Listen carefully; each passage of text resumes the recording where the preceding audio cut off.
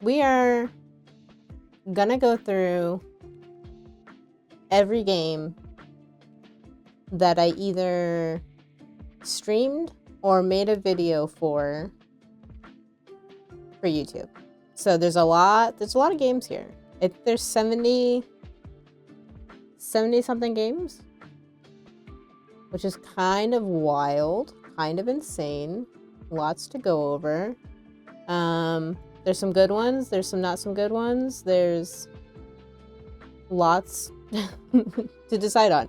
So let's go ahead and get started. These are in alphabetical order, not in the order that I played them. So that's how we're gonna go through them. And first up is Arctic Eggs, which we played recently, right?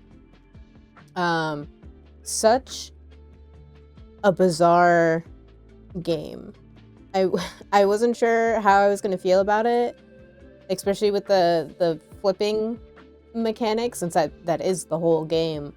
But I super loved this game. I think it was so fun and challenging enough, at least for me, that I like wanted to play more. I wanted to finish it. The story is bizarre. I kind of don't know if the game's trying to say anything. If it is, I don't know. It's above my pay grade, and I'm not there. But it was good. So yeah, this was a really good game. I very much enjoyed it. I think this is a solid game to start out with. So yeah, I think maybe a hot take, but I want to put it in S tier. But how many games am I gonna want to put in S tier? Should it be A? No, I'm gonna say S tier. I really enjoyed it. The soundtrack was also very, very good. So much so, I think I bought it on on Steam because I liked it so much. But yeah, that was Arctic Eggs was so fun, and it's a quick game. I'm a little biased, I guess, to shorter games because there's just so many games that I want to play that I am very pleased when they don't take too long. So this was a good one stream game, and it was a lot of fun. Definitely, I think it deserves an S tier. Next we have Ball Pit, which is the soundtrack that we're listening to right now.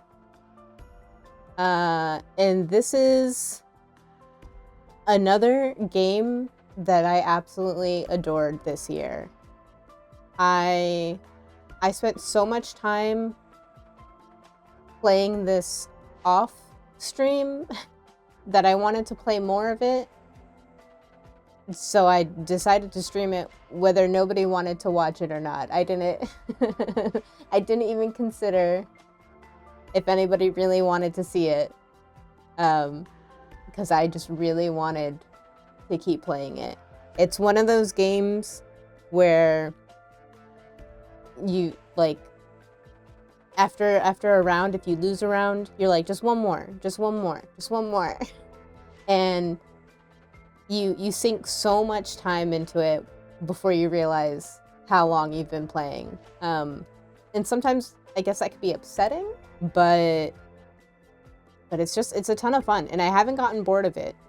I've put in a lot of time into this game, and I'm not tired of it yet, which I think is great. Again, like I said, soundtrack is very good. That's what I have on right now. I can listen to the soundtrack over and over and over. The game does also have like a bass mechanic, which I think is hit or miss for some people. I don't think it makes or breaks the game for me. It's just another part of the game. The main part is, what I really enjoy. So there is that. So another one, I'm gonna have to put an S tier. Maybe I'm being too generous with my rating. I don't know, but that's just how I feel at this moment. Things, I guess, can change as we can continue, but that's how I'm feeling right now. Next is, I think this is Assemble with Care. I don't know why I put these in squares, so I guess they fit better on here, but then it cuts off the picture. Yeah, Assemble with Care. This game was very cute. I very much like the art style. It's very similar to A Little to the Left, so like kind of puzzly. And so if if you like that, I think it's a little easier than A Little to the Left. It also has more of a narrative. If I remember correctly, A Little to the Left was not, I don't think there was any narrative to it. But yeah, so this one has a narrative. It's it's not a bad story. It's just, I guess it's kind of forgettable. But the gameplay itself is very cute. It's very relaxing. The puzzles aren't terribly hard. So it's kind of just a chill time. It's another fairly quick game. It's, I guess, on sale right now for $1.99. At that price, I think it's definitely worth it. It's an okay game. I enjoyed it, but it wasn't. It's kind of forgettable, and I think that's not great. As far as if you make a game, you don't want people to forget it, right? But for me, it was a little forgettable. But it was cute. So I'll put that one in B tier. Not bad. Oh, okay. Next, Blueprints took the world by storm. This game was so much fun. I was streaming this, I think, like back to back because I was just so enthralled with this game. The puzzles are so challenging and it's so satisfying when you figure them out. The only thing that I really did not like is once you get to the ending, so the first, I guess, ending of the game is reaching room 46, but that's not really the end. Like, you gotta keep going. There's still so much that will not be completed by the time you first get to room 46. There's just so many more puzzles, so many more questions to be answered, so much more story to learn. So yeah, my only complaint is how the ending is not satisfying, because you have to keep playing. Once you reach the ending, there's still so much to learn, so much to do. And after you've gone through the game and like learned everything else that there is to learn and all the other puzzles that there is to solve, there's not like another like cutscene to indicate an ending, so it's not very satisfying, which I don't think is necessarily fair. I don't like to, even watching movies, I don't like to like base whether or not I like a movie or a game solely off of the ending. I don't think the game itself deserves like a poor rating just because I think the ending is lackluster, because the rest of the game is really, really good. I enjoyed it a lot. Like I said, so much so that I was like, every stream I was doing for a while was just Blueprints. I think a lot of people were tired of watching me play Blueprints. So I guess because of the ending not feeling satisfactory, I'll give it A tier. That's the only thing I guess holding it back. Next, Amanda, The Adventurer 3. Now I am a little biased to this series because this is like one of my favorite series. I thought this game was a lot of fun. I know a lot of people were disappointed with the ending. I think it was a fine ending. This one, I don't know if this was my favorite of the series. I think maybe I like the second one the best. And this one, I think if you don't go, or if you don't try for the true ending, then I think then the ending could be disappointing. But I went back and got the true ending because I didn't get the true ending the first time.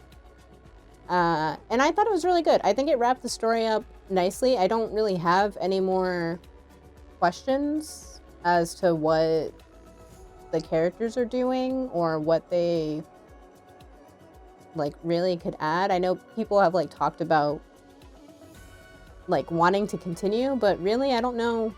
I don't think the game needs a sequel. If anything, maybe you could make a prequel game showing like, you know, the whole story before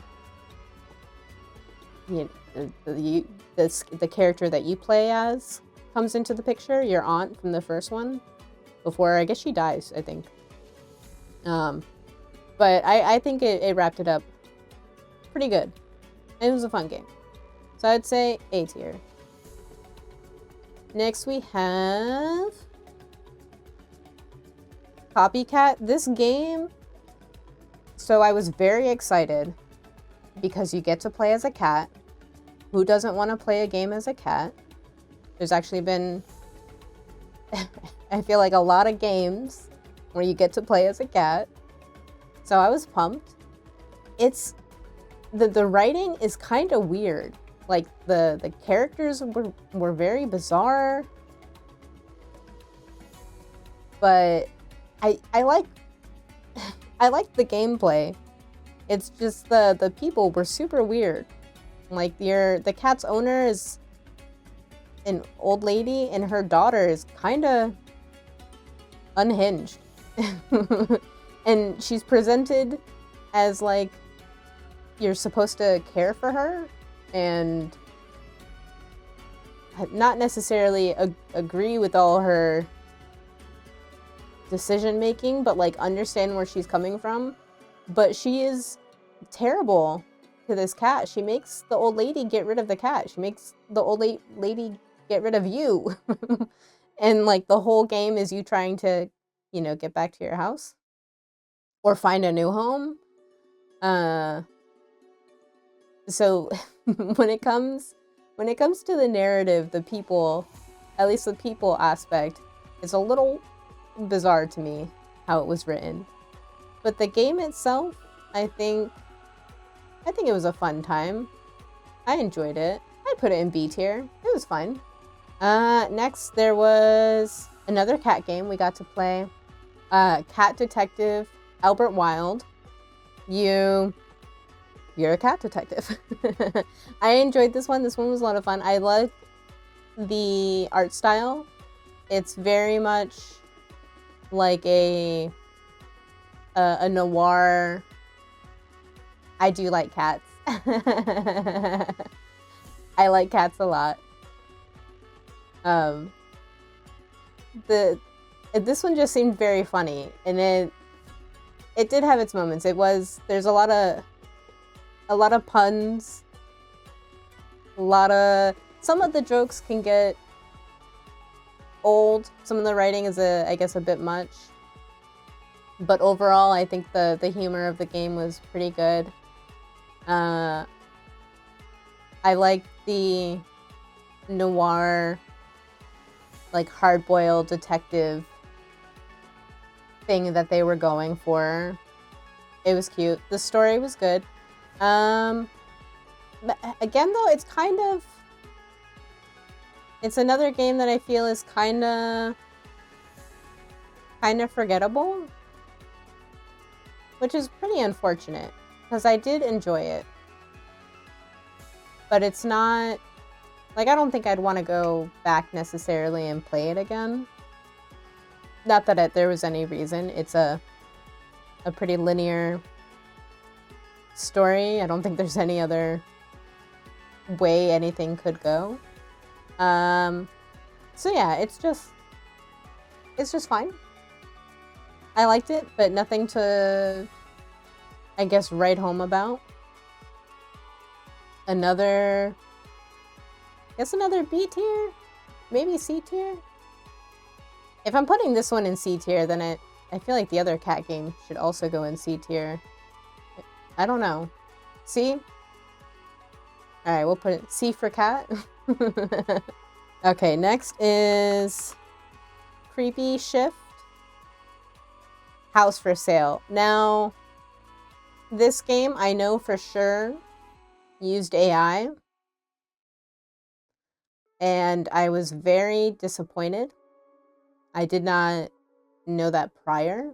It's very obvious once you start playing. I believe it's the voice acting, as well as there's definitely some generated images.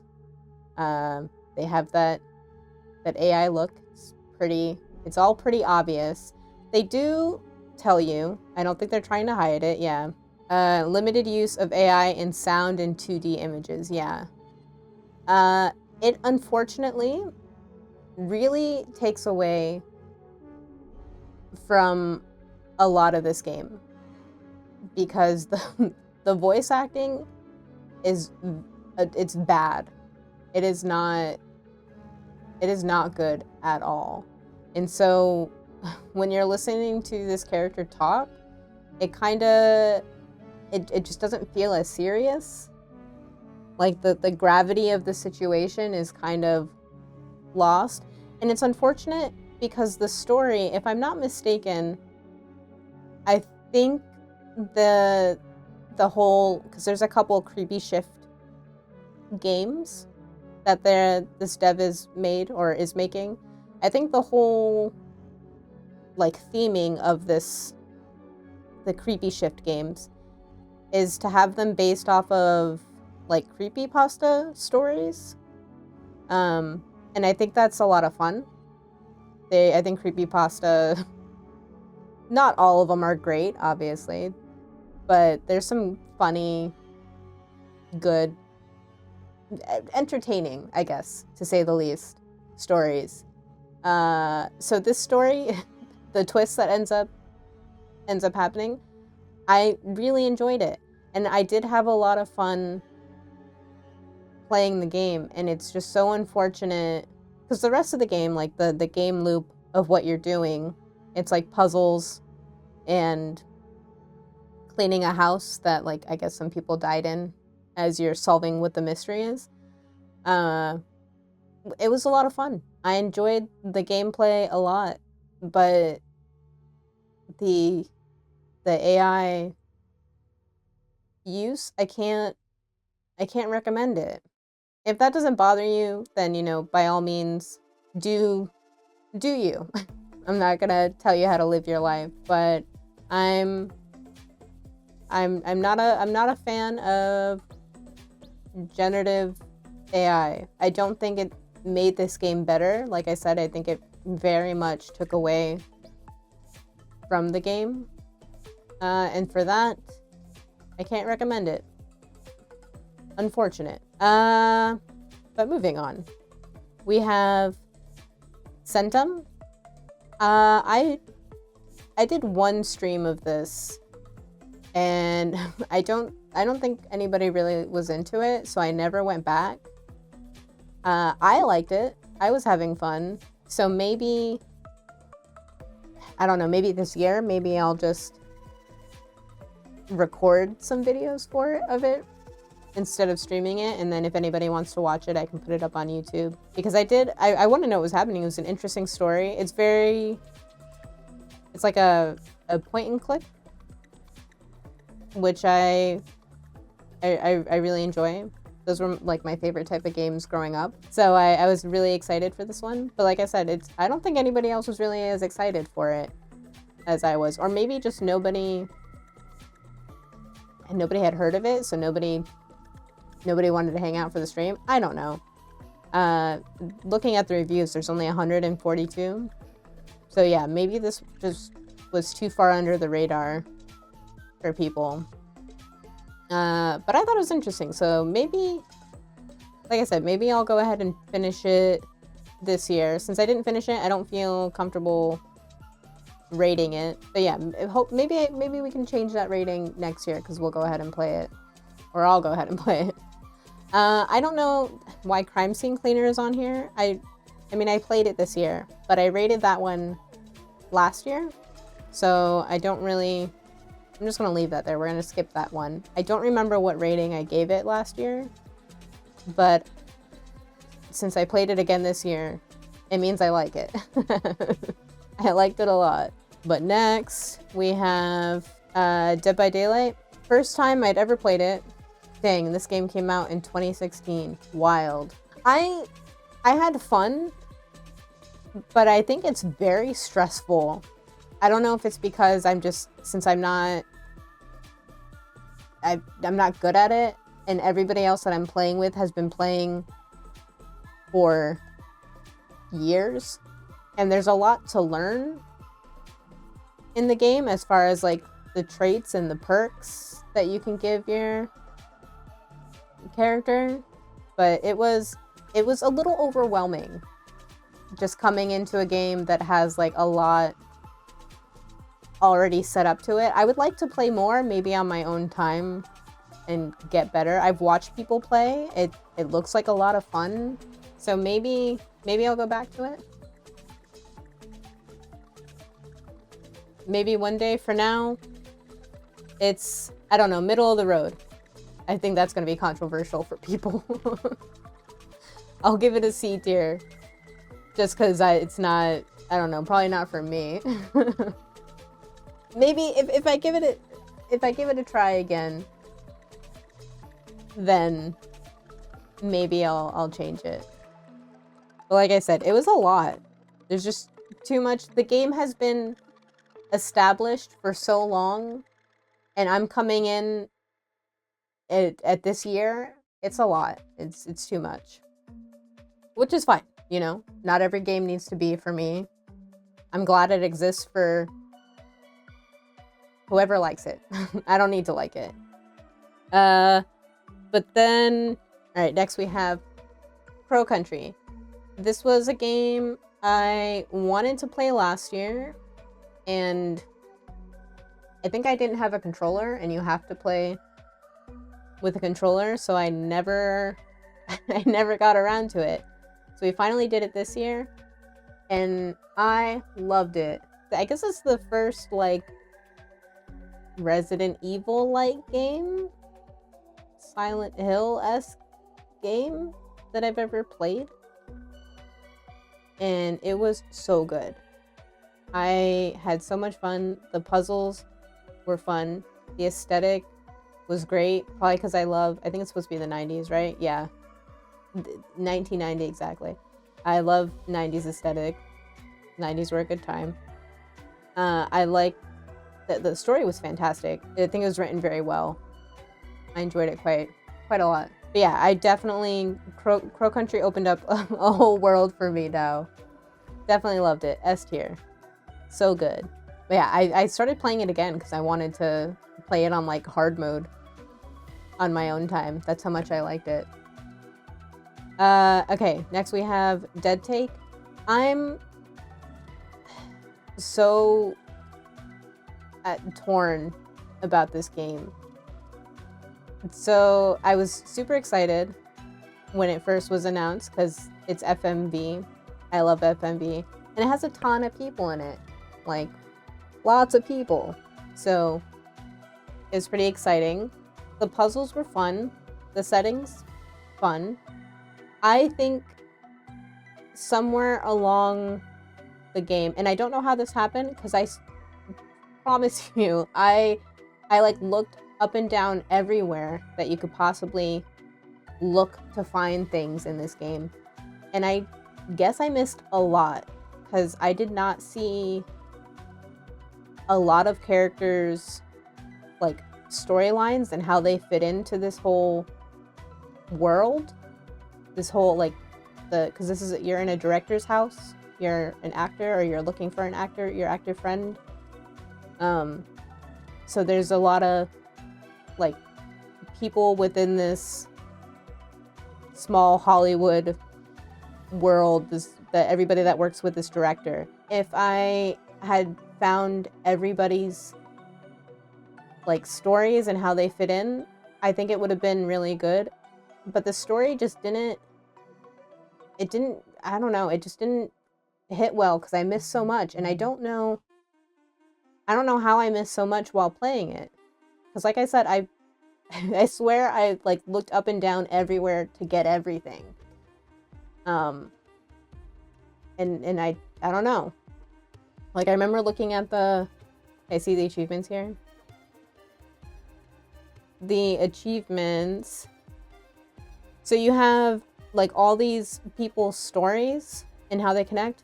I didn't find, like, majority of these. And I don't know if their storyline is super important to the story as a whole. But, like, somehow I missed this person's whole storyline. I don't know who this dude is. I think I missed their whole storyline. I missed all of his storyline. Like, how did I miss all of that information? And I felt like I looked through everything, but apparently I didn't. So I missed a lot. And that was a bummer. I think it could be a good game. It just felt incomplete because of that. So unfortunately, I have to put it in D tier for now. Okay, Donut Country. This game is super adorable. I actually had played this off stream, I think. I don't know if I ever finished it off stream, but I had started it off stream. And then decided to stream it because I think it's super adorable and it's funny. It's cute. Just everything about it was a good time. The story is very, very silly. I really love the art style. And like I said, the story is just very silly.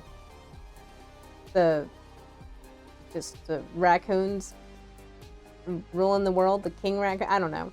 It's very funny. So we're gonna put that one in A tier. What is... Oh, I think this is Dread, a Dread X collection. The second one. I played the first Dread X collection last year. I enjoyed that one a lot. So much so that I was like, let me get the other collections, because I think there's like 5 of them. And yeah, I did. They had a bundle on sale, and I think I got them all. So I wanted, like, each year to go through all the volumes, and I didn't finish this one. I don't remember why. So if you're not familiar with the Dread X collections, they are very, like, small, like, very bite-sized games that I think kind of like a game jam, essentially, that I guess I don't know if they pick from, I don't know if it is a game jam and then they pick, like, all of the top ones and they put them in a collection, or what the deal is. But some of these on the second collection have been turned into real games. I think the first collection as well. Like this one, Charlotte's Exile, I think it's just called Exile now. And then obviously, oh my god, Sucker for Love. That has 2 full games now.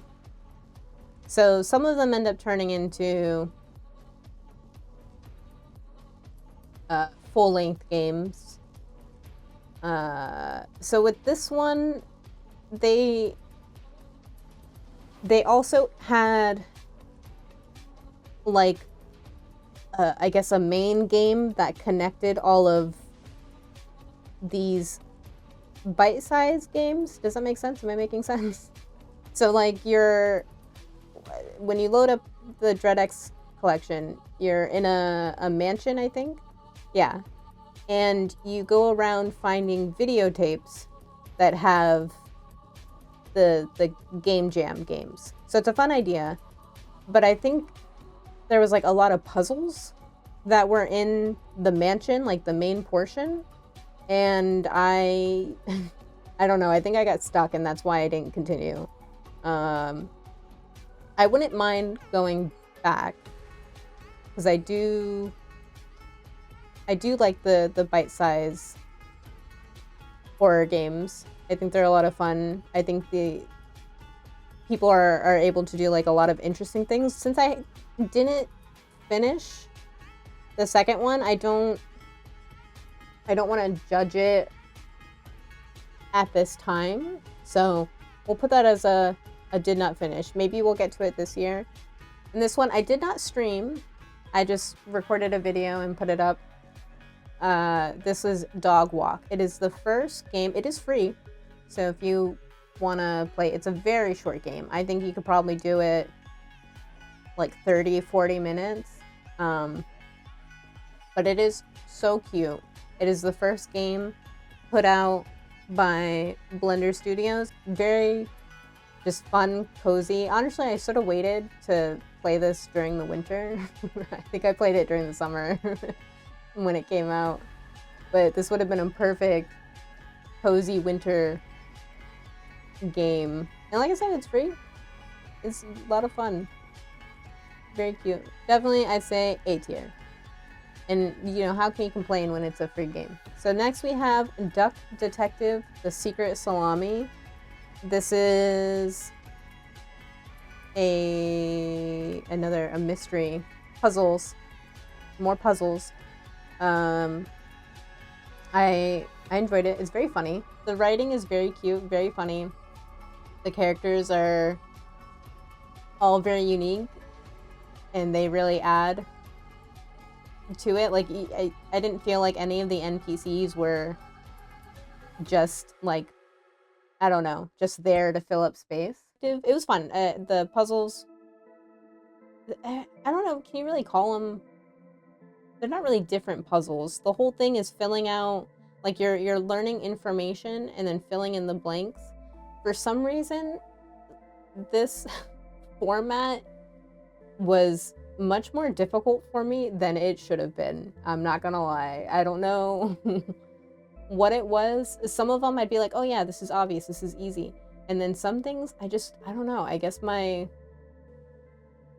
deductive reasoning is not great. I don't know. They made a sequel that I would also like to check out.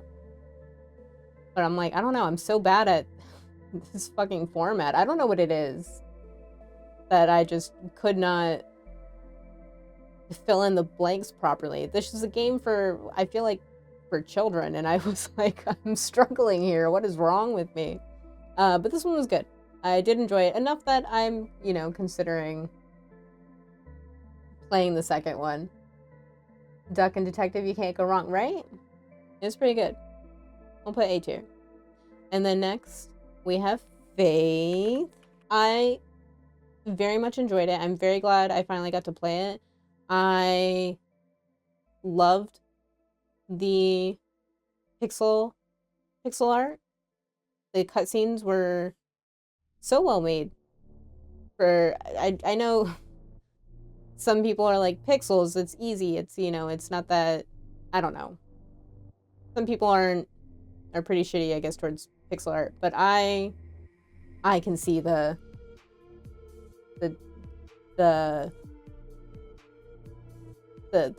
dedication, the effort put into it. And it was genuinely scary. I think I screamed maybe the loudest while playing this. I would love to go back because it says that there's 12 endings, right? I feel like the ending I got was not meant to be the true ending. The true ending is Dark Souls difficulty. Oh, then I may never get it. That may never happen. But yeah, this one was fun. A lot of fun. And the soundtrack was good. The music was good.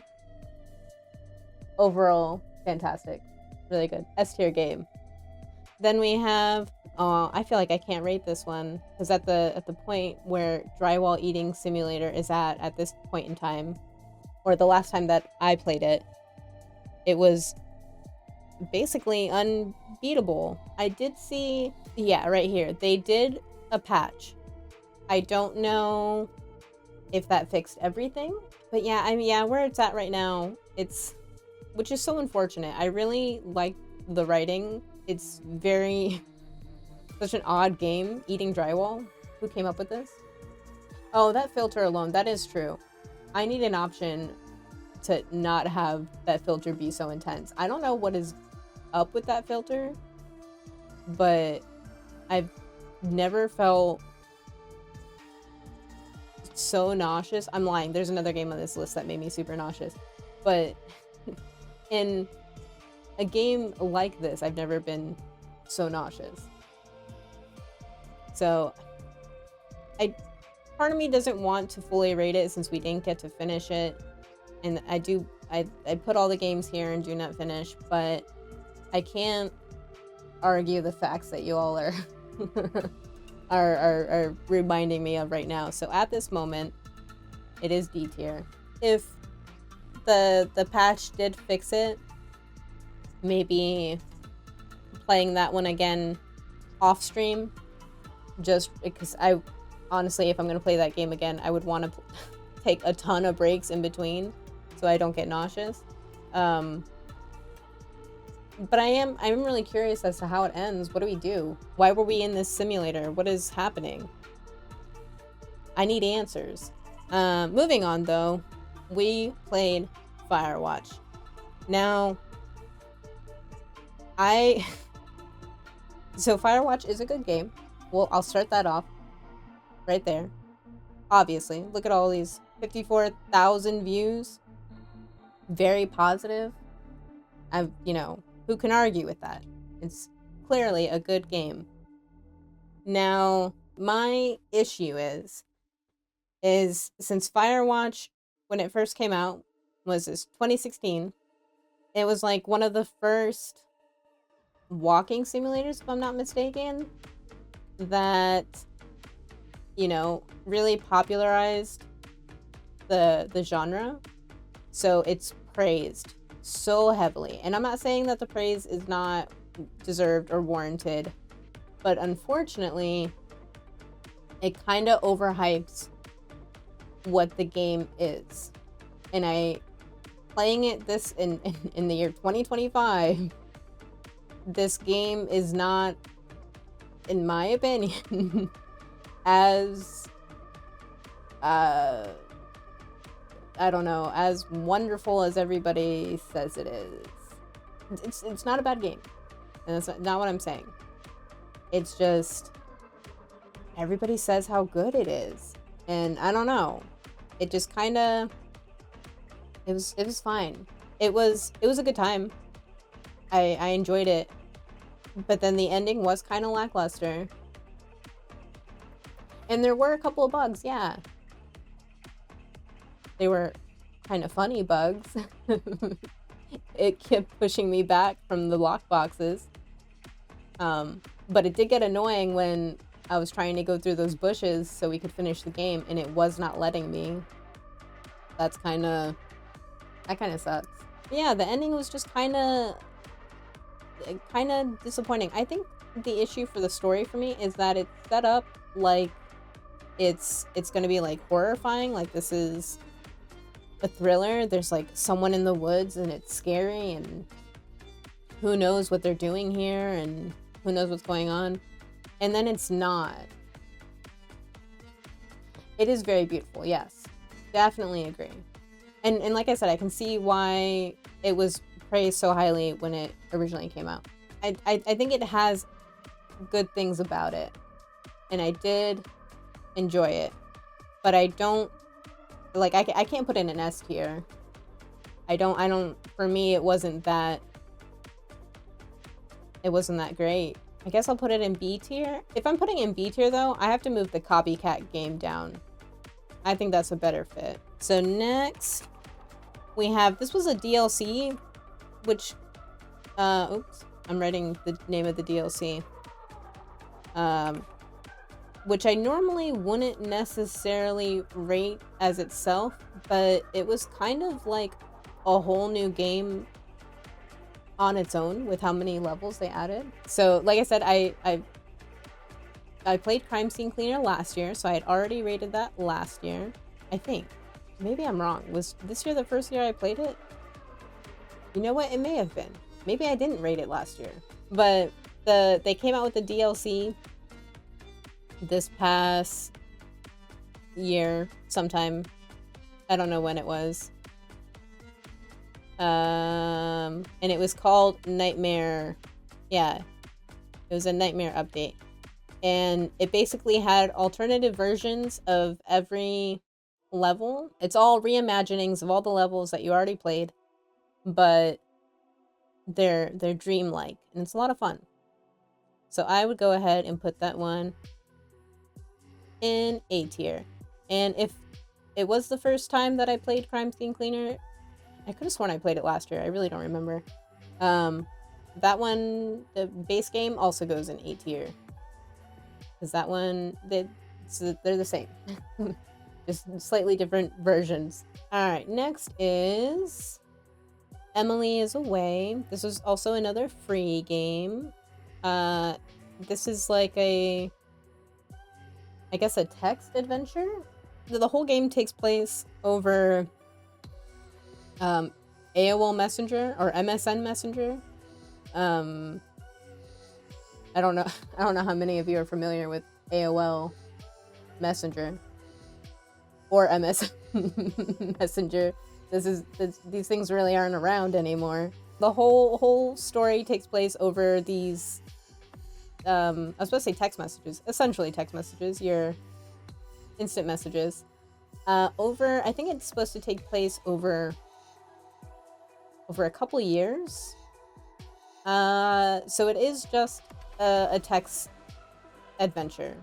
So if you don't want to read just a story, then this game definitely is, you know, not for you. I can see someone thinking, you know, it's boring. Like I said, again, that's really all you're doing.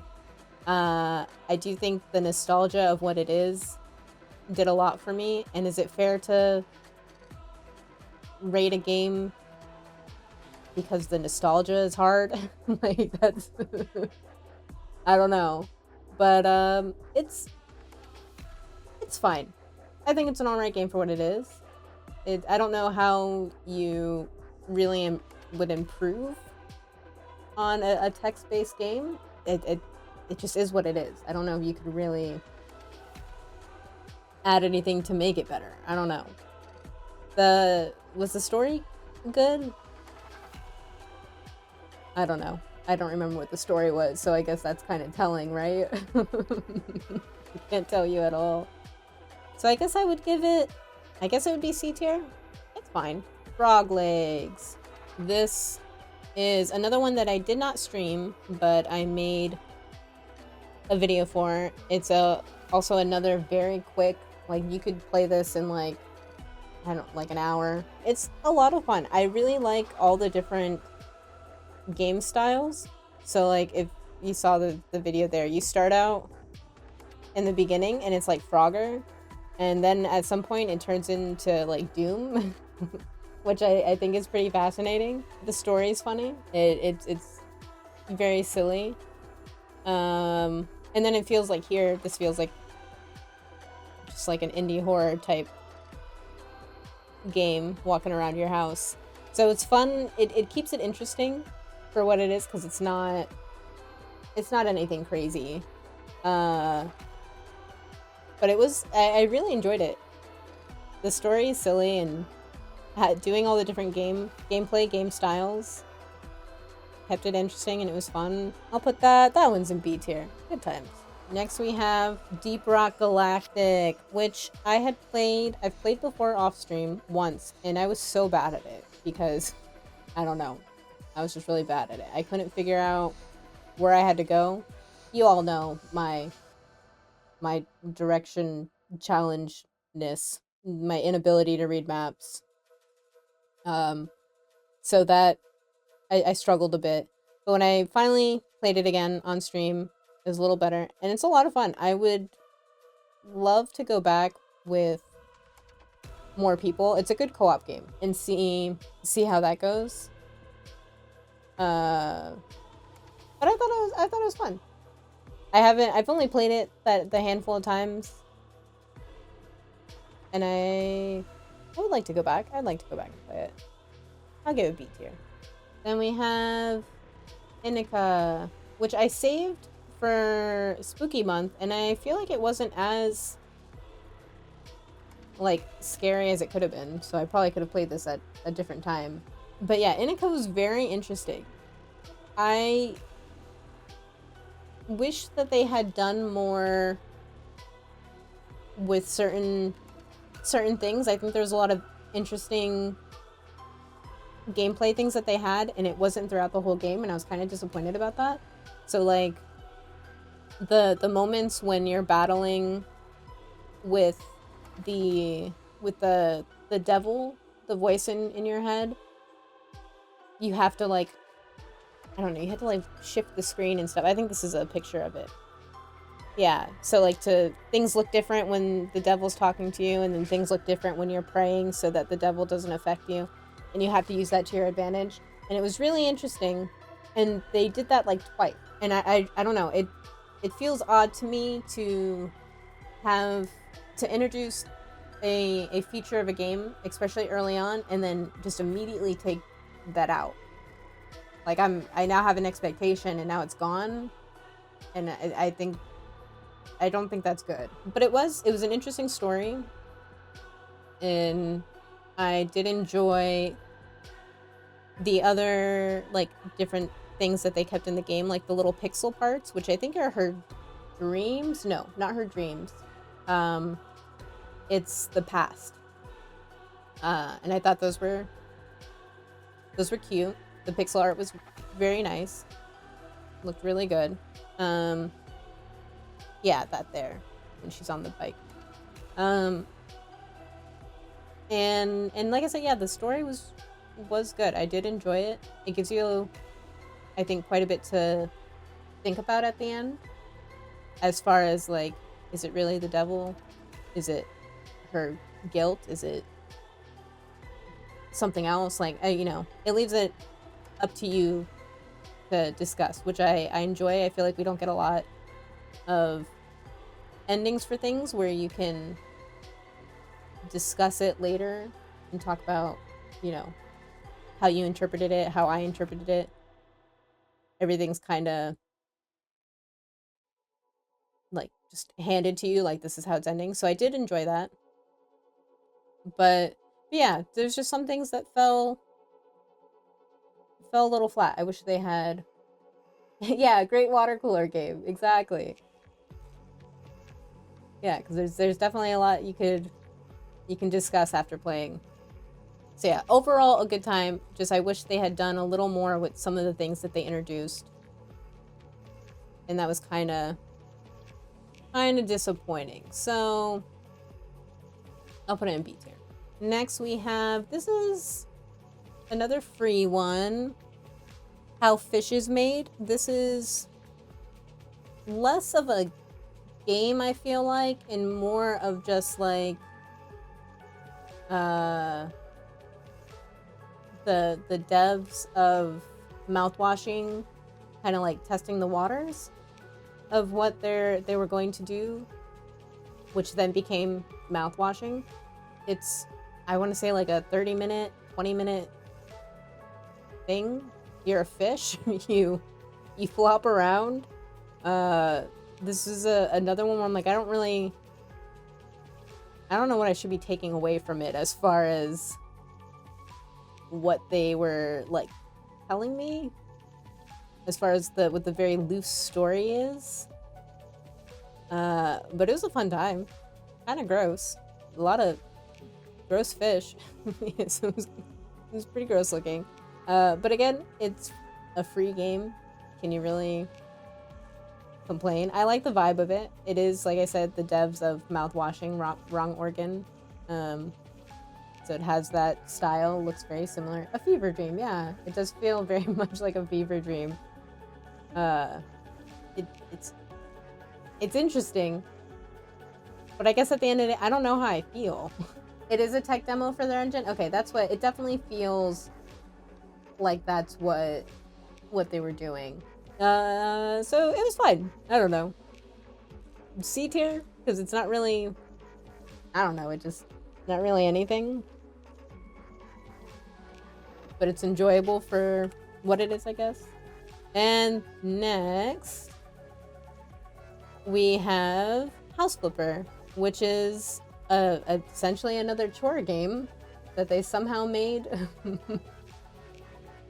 entertaining. I think I had the gardening DLC for this, which I was pretty excited about, and then I kind of hated the gardening aspect of it. I do really enjoy all of the house renovating aspects. It honestly is kind of like my favorite part of like when I used to play The Sims back in the day. I would spend so much time on building my house. Yeah, I wasn't really impressed with the garden DLC. But the base game I still think is a fun time. This is another, I turn my brain off and I just go to town playing, making my dream home that I'll never have. But that was always my favorite part on The Sims. So this is basically just that aspect of The Sims without having to make a sim and take care of it. So it was kind of perfect for me. I really enjoy it. Like I said, it turned my brain off and just let time go by. I'm gonna say A tier. Then I wonder if I should put Crime Scene Cleaner further, because I do enjoy Crime Scene Cleaner much more than House Flipper. Honestly, I think I'm gonna do that. Is that a wild take? I don't know. But I'm moving those up because I think it is better than House Flipper. Then we have Keep Driving. This was such a fun game. It's I think a roguelike? Is that how it would be described? Of you traveling from trying to get to your friend's house over the weekend. But there are so many different outcomes depending on who you interact with. And you know, maybe you never end up at your friend's house. Maybe you end up going to something else. I think I got arrested in one of my playthroughs. I had the option to like go see my grandma or something in one of them.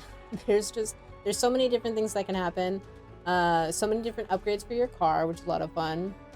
It's really it has a lot of replayability, and the story's fun. It was really good. Like I don't have any complaints about it. It was a really good time. I wouldn't mind going back and streaming it again and trying to get other endings, because I don't know how many endings there are. I want to say I read that there was 5 endings, but I could be pulling that out of nowhere. I don't know. I could be making that up. So yeah, I recommend that one. Looks stressful, but in a good way. Yeah.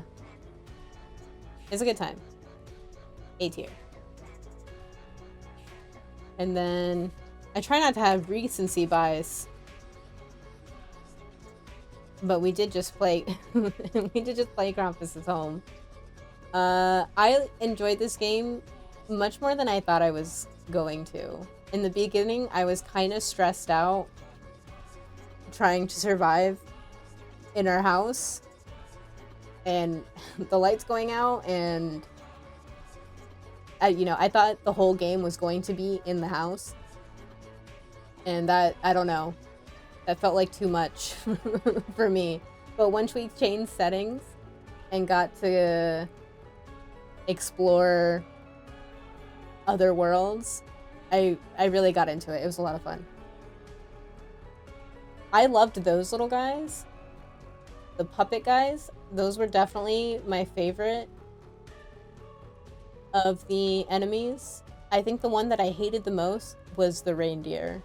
I don't know, there's something about that reindeer that, I don't know, looking at it really, it really bothered me. I don't know what it was. But those little, the little snail looking things, these guys that follow you, are both hideous and adorable all at the same time. But yeah, this ended up being such a fun time. And I don't, maybe my rating of it is because we just recently played it. I'm unsure, but I'm gonna put it in A tier. It was just a fun time.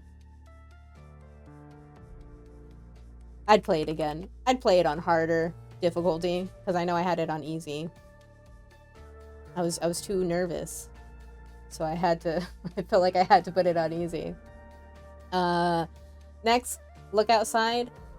I did not finish Look Outside, and I'm very bummed that I didn't. I think my issue with streaming this one was, since it's an RPG and like a turn-based RPG, there's a lot of like dying and restarting and dying and restarting and whatever else. So after, I think I did 1 or 2 streams of this, I kind of thought it was a little, I don't know, a little too much. So I think what I'm gonna do is, I think this is gonna be another one where I record and post to YouTube. And then that way, if I die and have to backtrack a lot, I can just cut that out and it's not like, I don't know, not too much. Yes, the art style of this, beautiful. Music for this, fantastic. Everything about this game, so good. And that's why I really, really want to finish it. But there's actually, I think, a couple games on here that I would prefer to play off stream, because I start to, even if this isn't, nobody's ever made me feel this way, this is all just how I make myself feel. But in any time I'm playing something and I have to do things repeatedly, I get worried that it's no longer an interesting stream, and it's just like, I don't know, it's just too much. So I think it would be better for me to play this off stream and just make a video of it. I think that's the only way I'm gonna finish it, so I can get outside of my head. So at this moment, I just didn't finish it. I do think once I do finish it, it will be either an S tier or an A tier, because I did enjoy what I had played. Next, last report, another pixel game. This was another fairly quick game. I think we were able to do this one in one stream. The story is interesting. It's a little vague, which I think is fine. I don't think a story necessarily needs to tell me everything. Like, I don't need to know where this monster comes from or why the monster is here necessarily. So I'm not mad about that. It did have some decent jump scares.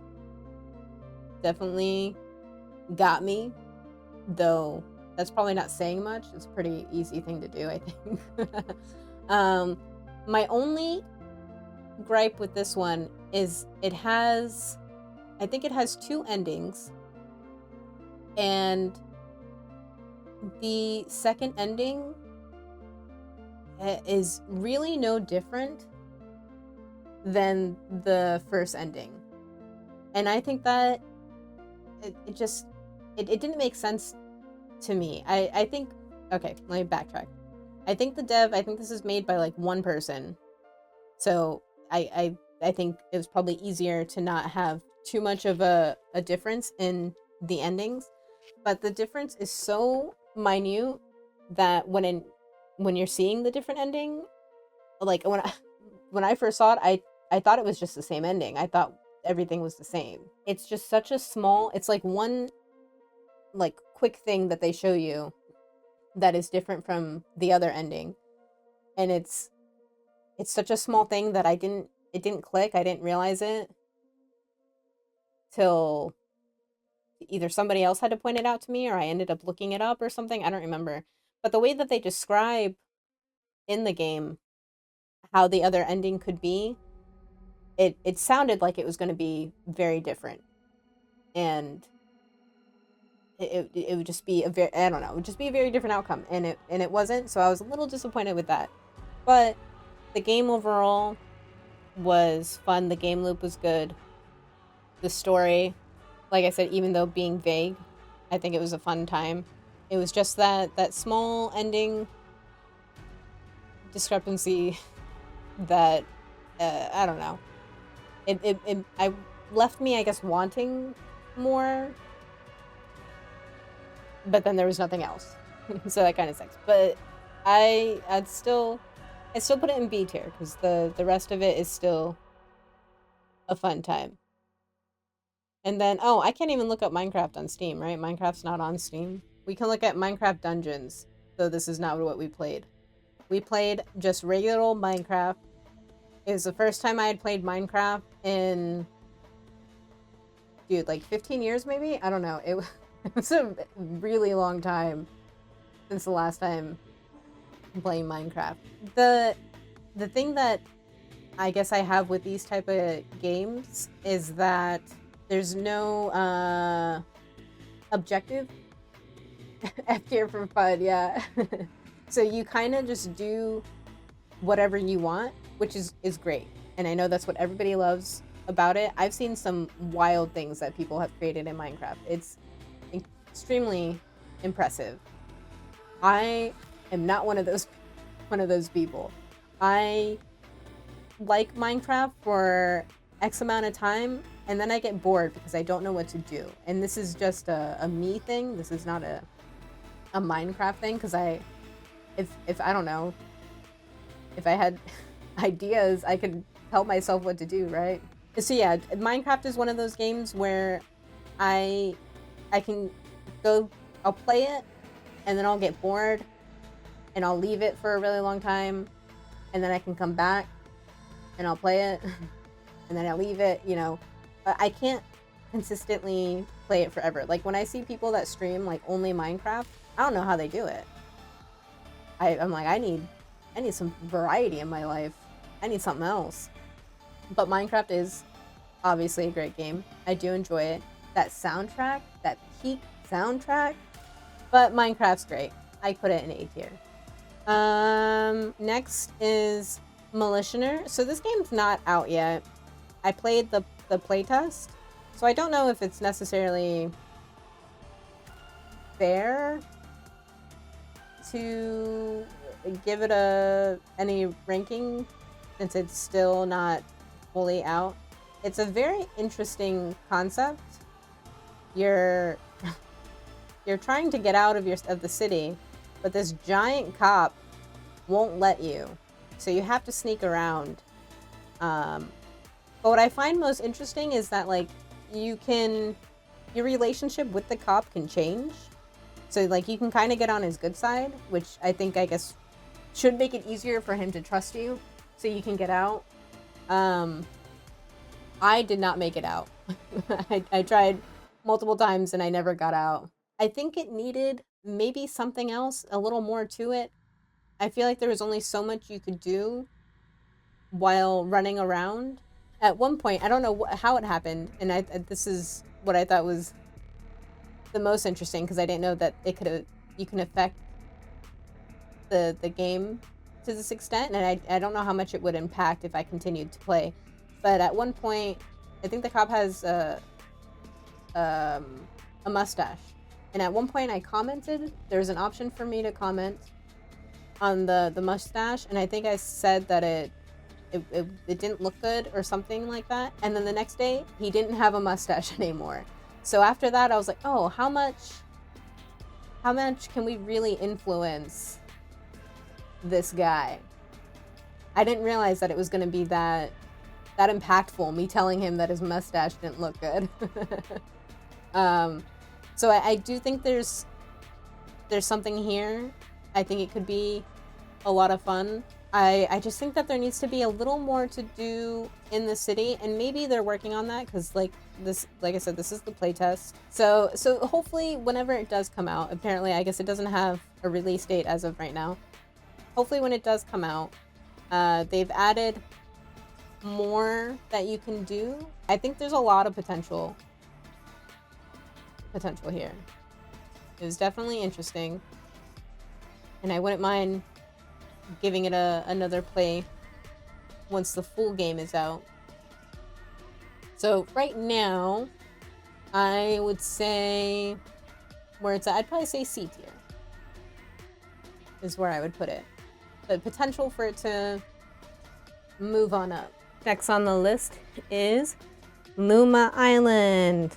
So I didn't stream a whole lot of this. I don't think I finished it on stream either. Just because it is a like farming sim, and since I've been playing Stardew Valley and doing that, I didn't want to be playing too many farming sims. There's only so many streams in a week. I wanted to, you know, have that variety, so I chose not to continue streaming it. But this game is a lot of fun. I think the reason why I was interested in it is because not only is it like a cozy farming sim, but it also has a narrative, and so that means it has an ending. I like games that have endings, so I was very excited about that. And the story is fun. It's interesting. I like the little creatures that you can find. I don't know if they do anything. I don't remember. The little pets that hang out with you. They're all pretty cute, and some of them are bizarre looking, but there's a lot of interesting things besides just like the farming aspect that you can do. You can go into caves, you can mine, and like that little area that they showed that kind of here, it kind of feels like Indiana Jones. I don't know. It's interesting. There's a lot to do, and it's fun. I really like the art style too. I think it's very pretty. But yeah, this one's been a lot of fun. I've had a lot of fun playing it, finishing the story. So A tier, it's a fun time. All right. Next, Order 13, which I haven't finished. I forgot that we never finished this. I feel like we could still rate it. I don't think the storyline is really anything that's gonna change my opinion on the game. This is more the gameplay and hanging out with your cat, your Amazon simulator. Maybe one day I'll go back and finish it. I am curious if you get out of the warehouse. The monster designs, I think are kind of funny. It has its moments. I'd be lying if I said it didn't, you know, get me a couple times with jump scares. It did. Again, I don't think that's a terribly hard thing to do. This one did get me a couple times. But after some point, it kind of became less scary and just maybe a little annoying because I didn't have enough like stamina or whatever it was to get more boxes so that I can make more money so I can go to the next floor. Maybe it's a me thing for how I built my, like, the things that I bought. I don't know. The game loop seemed a bit frustrating maybe. Yeah, like like I was saying, I don't know if it was how I was playing and how I was spending my money, but towards the end there, it kind of seemed like I was just going to be stuck in the negative as far as the payment goes, and you kind of need the money so you can continue. You need to buy like the shoes that make you faster and the backpack so you can do more, and your cat needs stuff. You need to buy your cat stuff. I think maybe that's where I went wrong. I kept buying the cat everything, and I wasn't buying anything for my character. to continue. I think I needed to buy more stuff for myself. But it's the cat's cute. Didn't earn the grind in my opinion. Yeah. Maybe it could have been balanced a little better. I don't know. You could put hats on your cat though. That gives it some points. C tier. Next, one last clip, which was a Spot the Anomaly game. We actually played quite a few Spot the Anomaly or anomaly hunting games. This one I was really interested in. Oh, they used AI. I didn't know that. That's not, I don't like reading that. It's, at least none of the artwork. I was worried at one point that one of the posters was AI. There was just something about it that was looking a little off to me. And I really hate thinking that way because that's also, it's not fair to the actual artists that are doing these things. And it doesn't feel good to constantly be thinking, is this AI? Is this AI? But unfortunately, a lot of people don't want to disclose that that's what they use it, or they are using it, even though I think Steam requires you to do it. I don't think it's you just do it if you want to. I think it's supposed to be a requirement. I could be wrong. Yeah, okay, so it is a requirement. See, I guess the issue there is like, how are they enforcing it to make sure? Because I've seen some other games that I was interested in that I am like 99% sure have like AI art in it, and they keep claiming that it is not AI art, and I really don't believe them. So, you know, I don't know. It's a lot of trust in this this system that people are going to admit to using it and not try and hide it, which I always think is so interesting to me. Like the people that defend AI and using it for all their wonderful games or whatever, they don't want to disclose it. And I'm like, if you're gonna use it, you should be proud that you're using it. You're defending it. Why you gotta hide it? Because you know it's not good. Because you know we're all gonna shit on your game. So if that wasn't clear, I don't like AI. But I guess them using it for translating is not too bad here.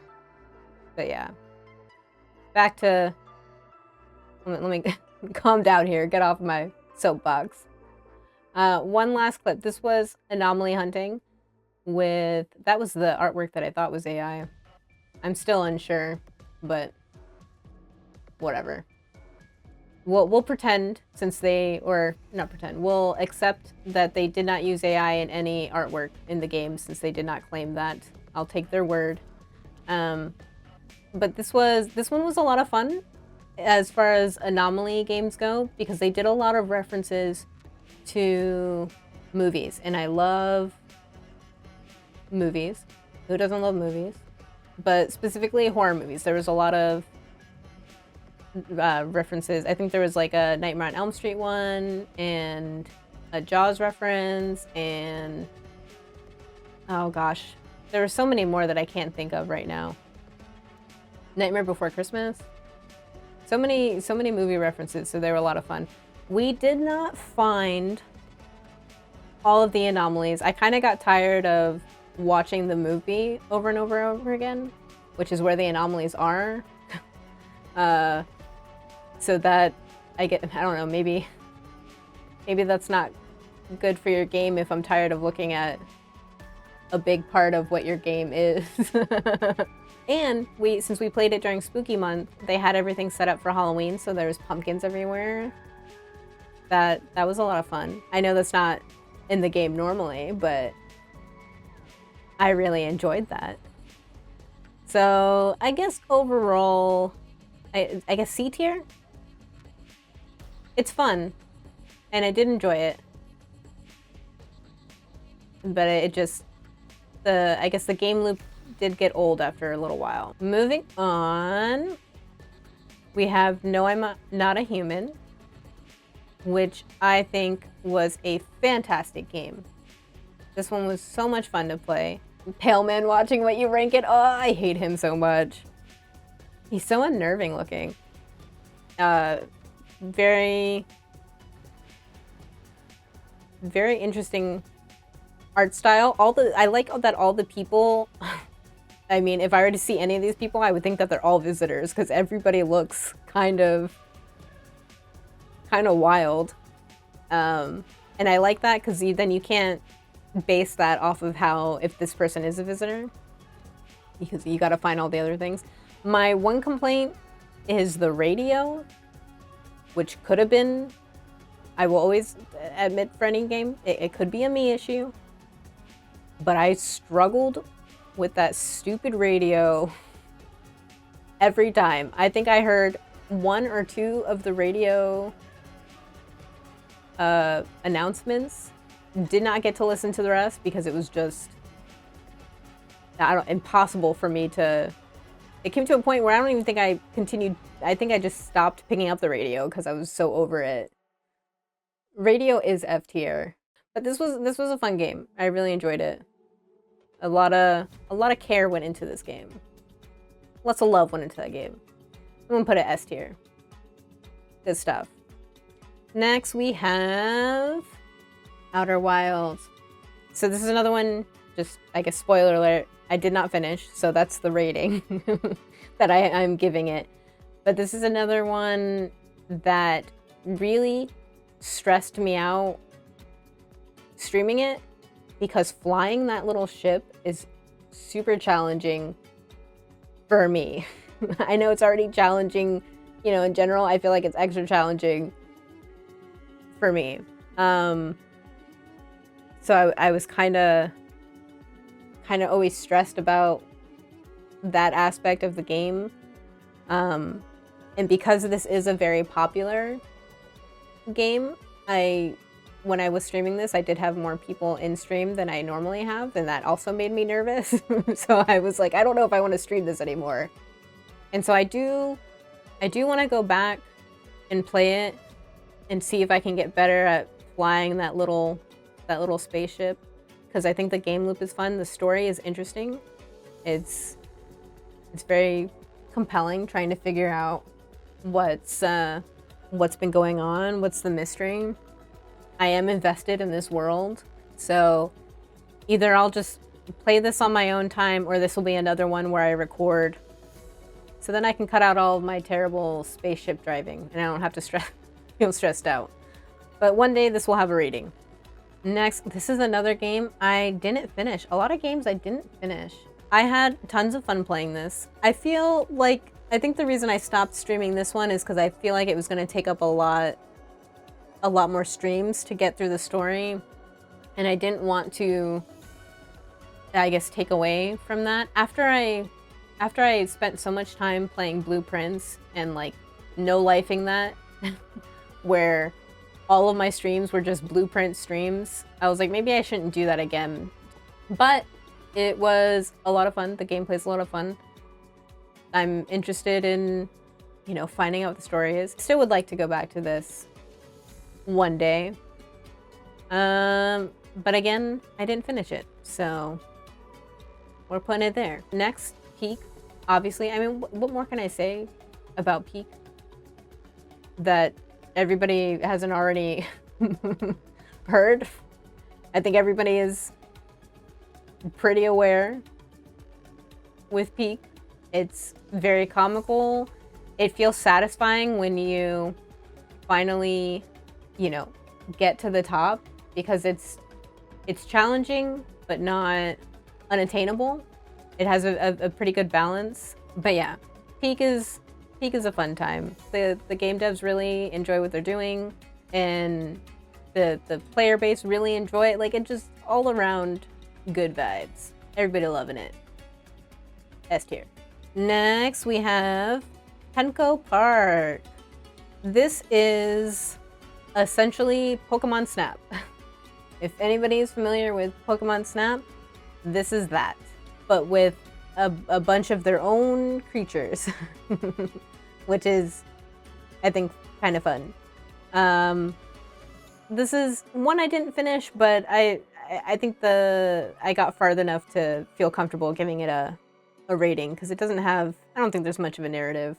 It's just taking pictures of creatures. It is very cute.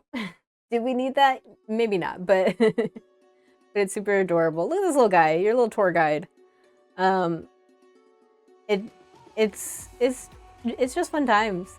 You have to do things to get reactions out of certain creatures, you know, like by throwing something or shining a light or whatever it was, all the different things you can do. I don't quite remember. And then they also have, like, in the little scrapbook that you're getting pictures, it wants you to get like a happy picture and an angry picture because some of the creatures can be, you know, angry in a sleeping picture. So it's fun. You can go back around to get them doing different things, or like, yeah, see, dancing, happy, and sleeping. So it's fun. And all the creature designs are very, very fun. I recommend. A tier. All right, next. Phasmophobia. Another one I feel like I don't need to go on too much about. Everybody knows Phasmophobia, right? How's this game still in early access? You can't be in early access for 5 years. I think we're using early access a little too liberal with the term here. Phasmophobia, I'm too much of a little baby when it comes to Phasmophobia.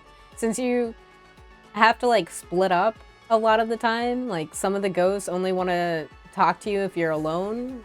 I'm like, I can't do this. I'm too scared. I think it's a fun game. I'm so much of a baby every time I play.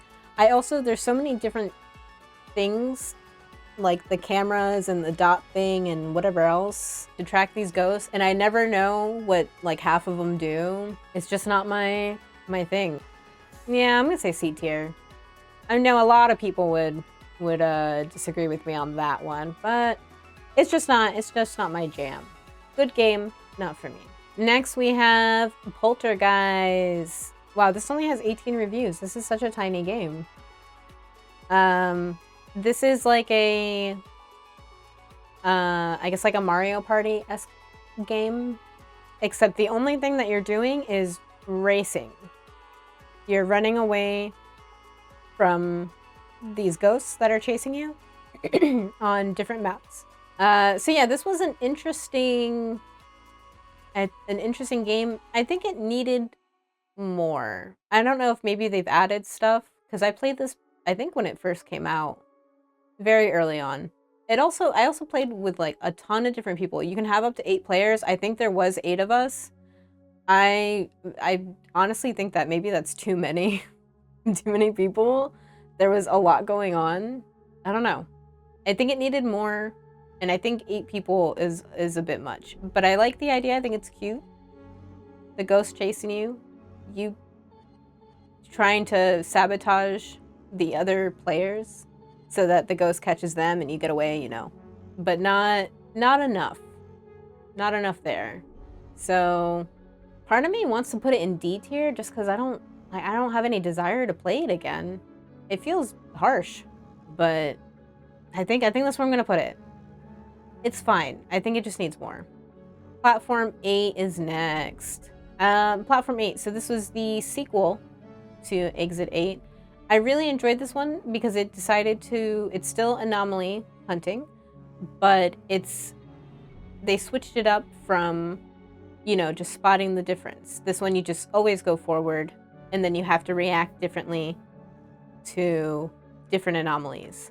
And I thought that was a lot of fun. I hadn't seen that before. I also think that Exit 8 and Platform 8 are kind of like what started the popularity of these, so maybe that's also why I'd never seen another one like this. I also like, I guess, spoiler if you don't want spoilers for the end of this game, but I really enjoyed that it connected to Exit 8. I thought that was fun. Very clever. You think that you're getting out, you finally made it through the platform, and then you're just in Exit 8 now. We gotta do it all over again, baby. You're not out of here just yet. So it was fun.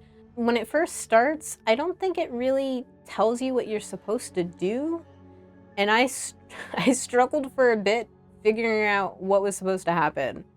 Because I wasn't seeing anything change. I didn't know that I had to keep going forward. I guess I'm a dummy. I didn't even try the door. I don't know. I don't know what I was doing. So I wish there was a little more instruction. It kind of just throws you in there. But it's not, I don't know, it's not terribly hard, I guess, to figure out what you need to do. We did get there eventually. We finished the game. But yeah, fun time. I would say maybe a B tier. All right, what's next? Oh, the Cube Escape Collection. So this is part of the Rusty Lake series, which is point and click adventures. I played Rusty Lake Hotel many, many, many years ago. And so then I wanted to play the rest of them because I found out that they're all connected, all the Rusty Lake games. And there's quite a few. So I started this one because I think technically this is first in the series. Unfortunately, I could not continue the game. I got soft locked. I don't know. And I even like restarted the whole game. I opened up a guide and restarted. I don't know what was happening because I mean I've seen people finish it and I know it's possible. I tried multiple times. Maybe I was still missing something since everybody else is able to finish it. So I'm gonna put this one not finished because I would like to go back and give it a proper review. Okay, next this is another one I didn't stream. I just made a video recording. It's Pine, A Story of Lost. This is another very quick game. It is very sad though. It's all about a man who lost his wife and going through that first year of her being gone. It's a bit of a bummer, but I think the artwork is beautiful. All the storytelling that's there and not a word is spoken. I really like that. I have seen people, I guess, kind of complain that I don't know, I guess they don't think that the game is enough being what it is. But I disagree. They told the story that they were out there to tell. It may be very quick, very short story, but I think it got across a lot and I enjoyed it. Like I said, it is sad. I'm pretty sure I cried. I cry for everything though. So, you know, warning if you decide to play it yourself, I guess. But I did enjoy it. I'd put it in B tier. Next is Me Side. This one was tons of fun. You're in a game. You get sucked into a video game, and she's trying to keep you there. You got to get out of the game. How do you get out of the game? So it's puzzly and it kind of has similar vibes to Doki Doki Literature Club, but not. That's dumb. But it kind of has similar. It gives me similar vibes. It is scary though. It has some jump scares and stuff. So if that's not your vibe, just a warning. But I really enjoyed the story. It was a lot of fun, and I would love to go back and play it again. Honestly, and this may sound crazy, but I'm gonna put this one in S tier. I mean, I want to play it again, so I think that's pretty telling. Next, Schedule 1, which this game like popped off out of nowhere. Everybody was playing it, so of course I had to play it. It's a lot of fun. I did enjoy it. And then I saw that they have, like, I didn't get this far into the game, but you can combine different substances to make different strains of things. And they had some, I don't know if it's still in the game, but they had some that I didn't particularly think the joke and what the naming of them was great. I don't know. Some people, I guess, could think that being a little too sensitive or whatever. But I didn't think it was funny. Like, I think one of them was called, like, Caitlyn Jenner or something like that. And, oh, they have effects, right? They impact you in some way, shape, or form. And that one, like, changes your gender. I don't know. It just feels a little weird. If it's not bad, it just still feels weird to me. I don't know. Yeah, edgy 12-year-old boy humor. Kind of, yeah, tone deaf, yeah. So because of that, I was like, I don't know if I can, I think that's when I stopped playing, because I really did not, I think there was another one that was called, I could be wrong, maybe I'm making this up, but I think there's another one called Tropic Thunder, and I think it changed your race. Like, it's not, I don't know, I just didn't think I didn't think it was cool after that point. Beforehand, I did enjoy this game a lot. I had a lot of fun. But because of those edgy 12-year-old boy humor, I was like, I don't know. It was a bummer, because the game was a lot of fun. It was silly. And then it really just ruined it. I was like, I don't know, your jokes could have been better than that. This isn't even what is the joke here? Like, it's stupid. So because of that, unfortunately, I'm putting it in D tier.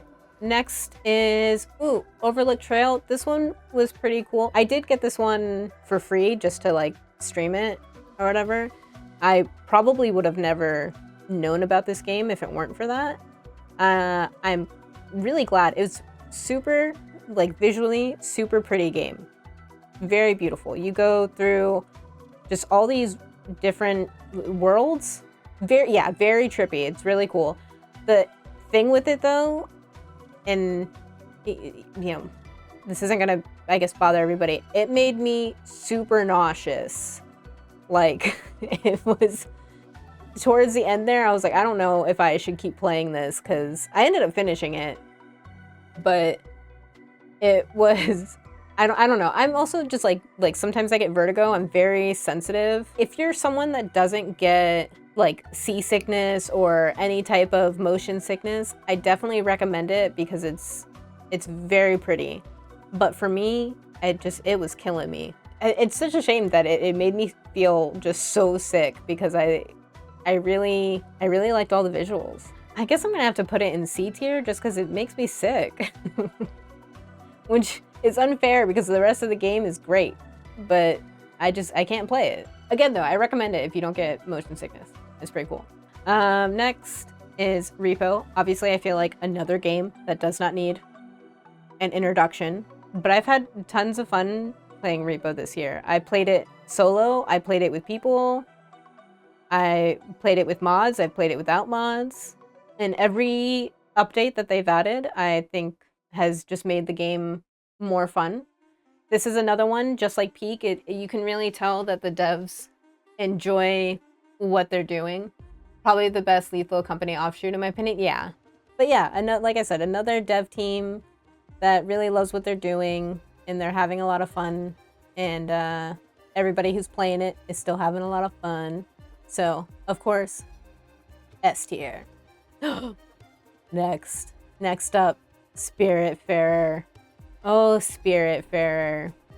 I don't think I've cried so much in a video game than I did in Spiritfarer. This game is so beautiful. Story are so good, so heartbreaking.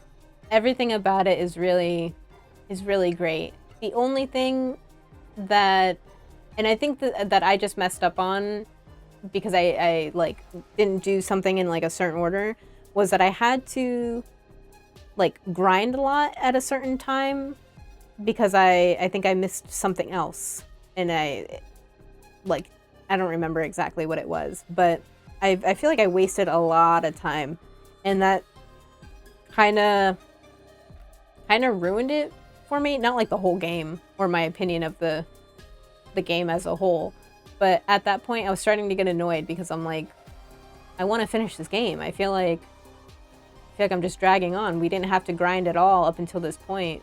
So I definitely think I missed something that would have helped make the game easier, and I ended up making it harder for myself. So that's on me.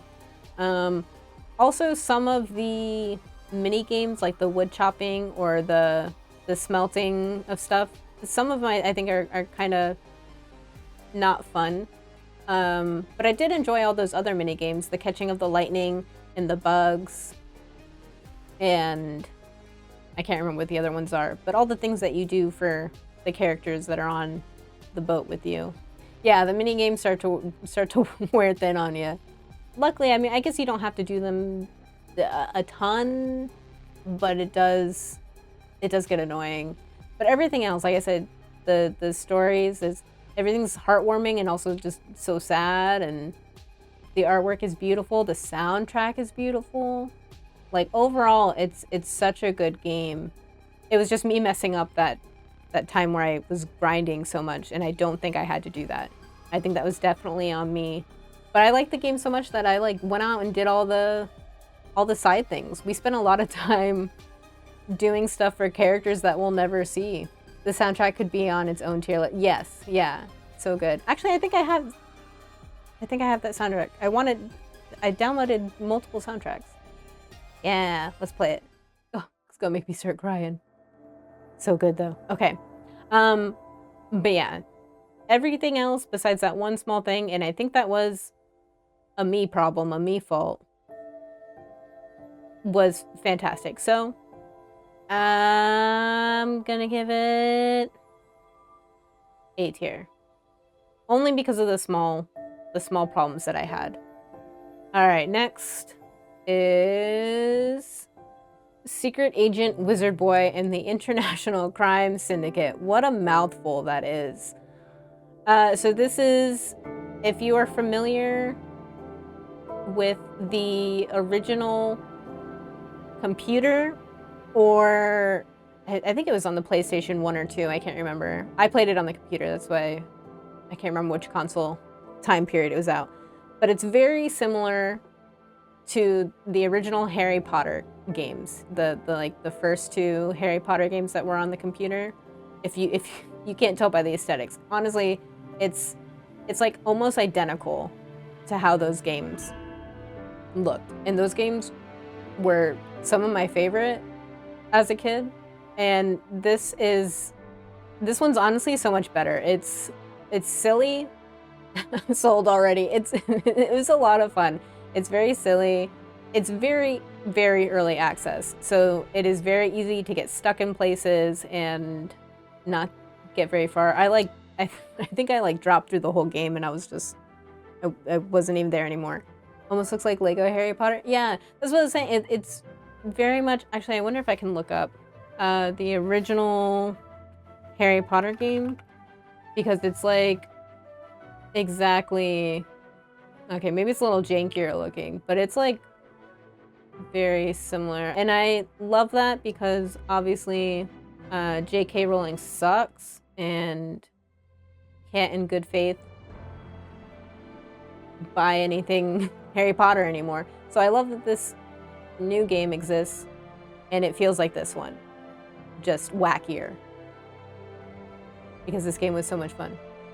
Yeah, it's like identical to it, just a little more absurd, because obviously this one's, it's Harry Potter, so it's taking itself more seriously. And in this one, I think you collect like the beans, the Birdie Bots beans or whatever. So in this other one, you I think you collect biscuits. So it really, it's the same. But yeah, I'm very glad that this exists. I hope that they continue. It sounds like they're still working on it, because I would like to. Why is he in a tank? See, this is it's just absurd. Why does a wizard have a tank? Does a wizard need a tank?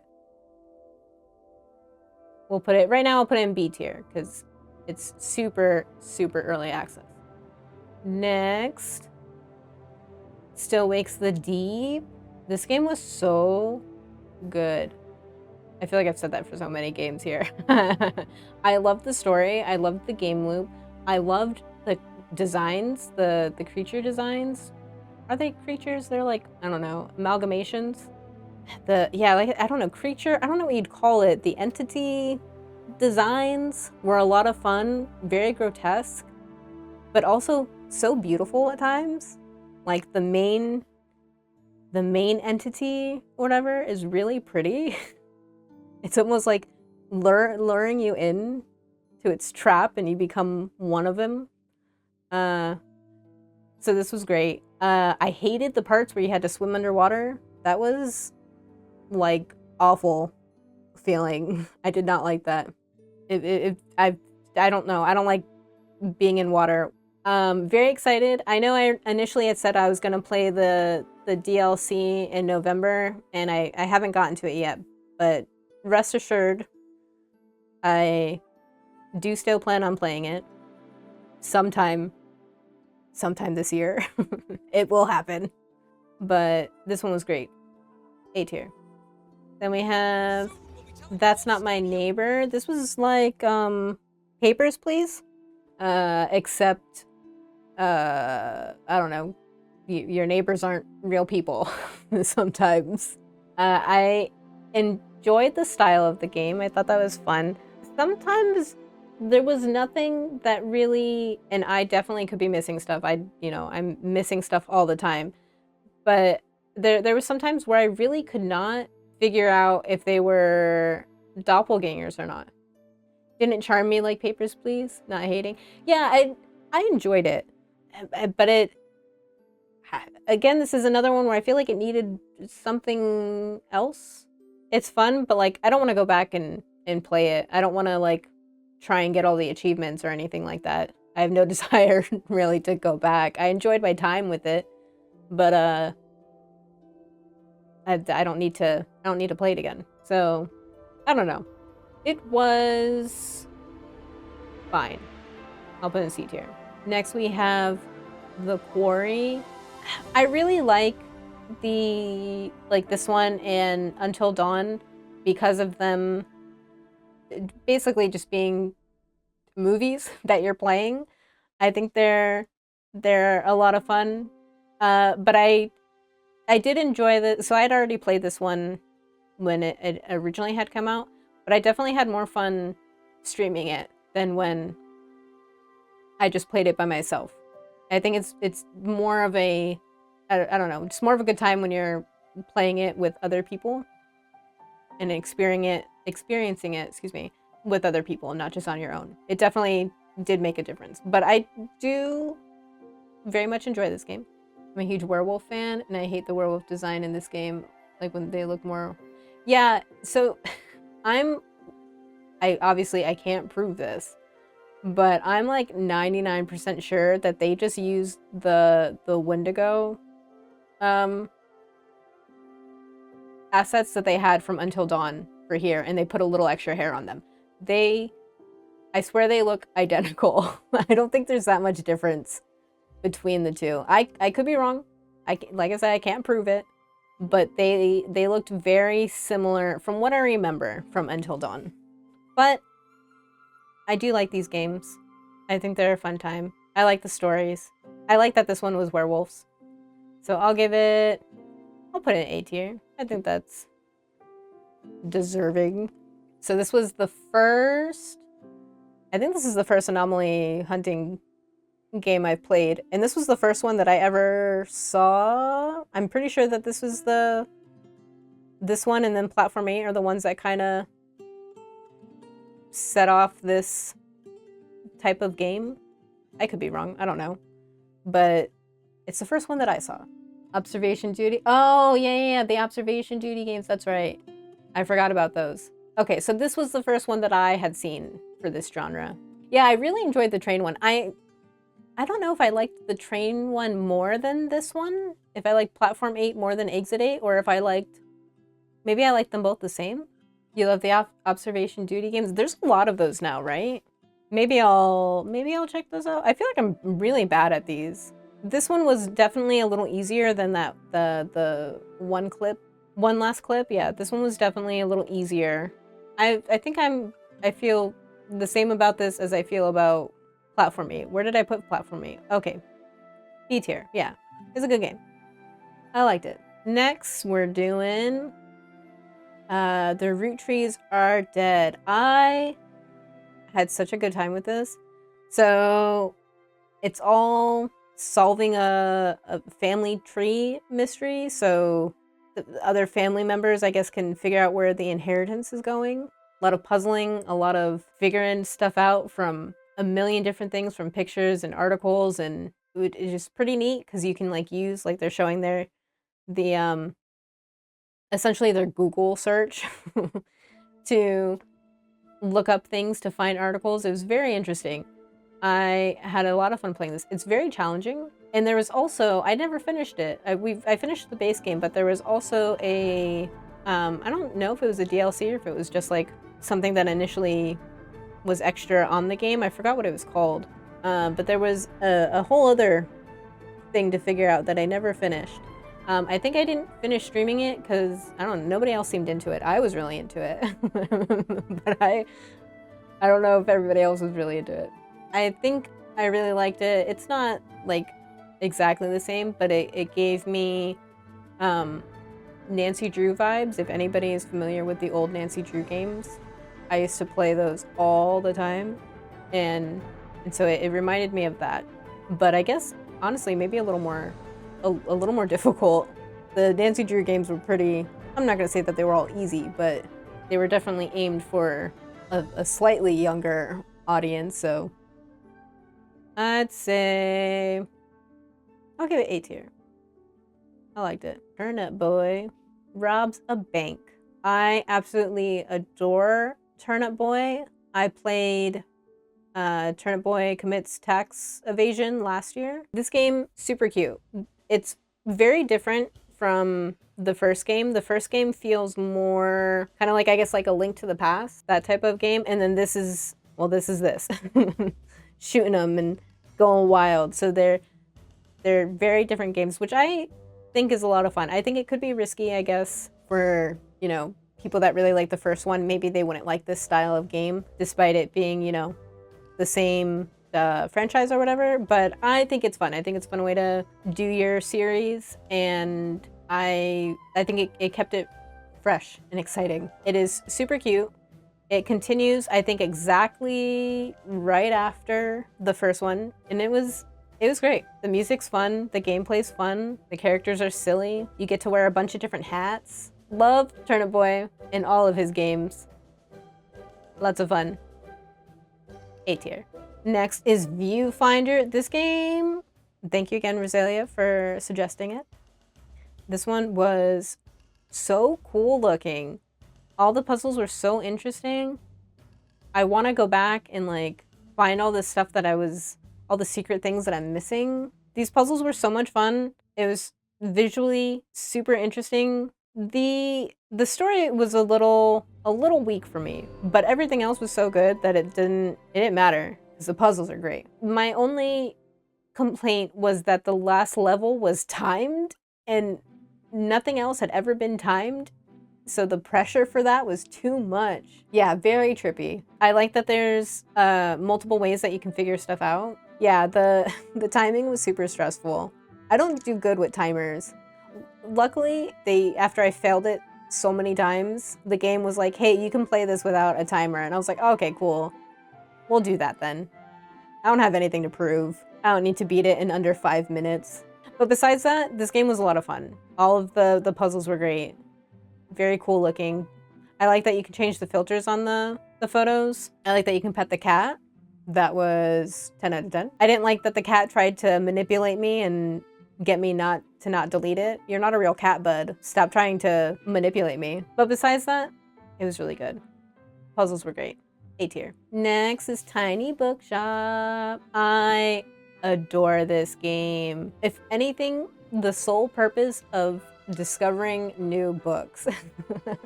Even if the gameplay excuse me, wasn't like the most fun. But yeah, there's just so many so many books that I had never heard of, or authors I didn't know, or whatever. Just so many different things I didn't know, and a lot of books that sounded really good. And it's just so cute. The art style, very pretty. If you recommend a book and it's the wrong book that they wanted, it doesn't feel so bad.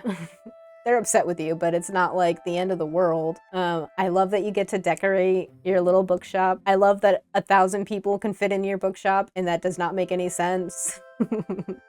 That is not possible. But yeah, it's just so cute. I love the different seasons. Is there anything I don't love about this game? I don't think there's anything I don't love about this game. But yeah, definitely S tier. Best game. All right, The Sim. Oh, what is this not even on here? There we go. The Sims 2, the Legacy collection. I was so pumped for this game. I loved The Sims growing up. I had a friend, my neighbor, who was like my best friend at the time.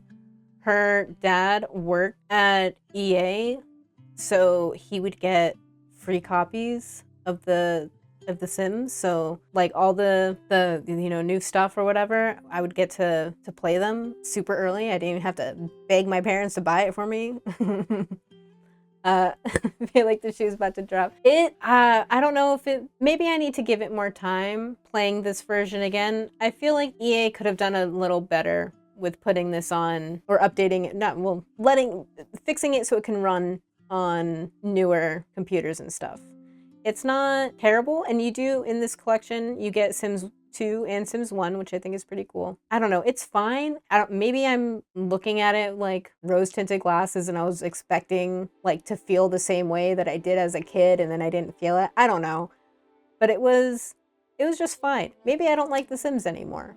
That could be a thing too, you know, I don't I don't know. It was just fine. They could have done better, I think. So, honestly, I think D tier. I know that's, but like when I think about it, I really don't. I don't even want to play it. I'm like I don't want to go back to it. It was disappointing. So yeah, Wanderstop. I really enjoyed it. This is another one that made me cry. Everything makes me cry. It was very cozy. I liked making tea for people. I liked the different characters that you would interact with. But then I was always bummed when they were gone and I couldn't hang out with them anymore.